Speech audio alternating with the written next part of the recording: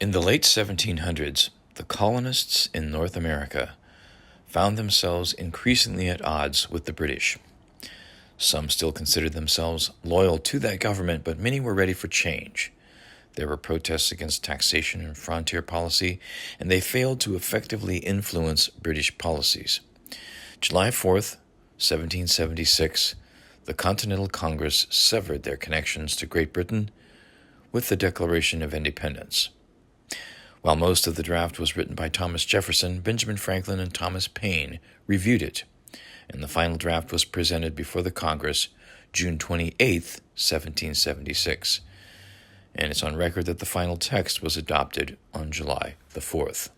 It is noteworthy to mention that 56 founding fathers, as they are called, signed the Declaration, and while the vast majority consider themselves deists, which means they weren't atheists, most also didn't subscribe to being members of a specific religious group. Thomas Jefferson, who himself was a slave owner, did have a grievance about slavery.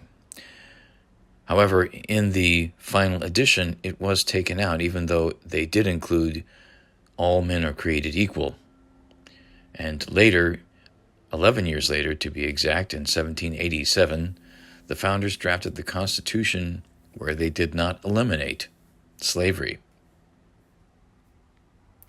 And only involuntary servitude was removed in the 19th century with the 13th Amendment.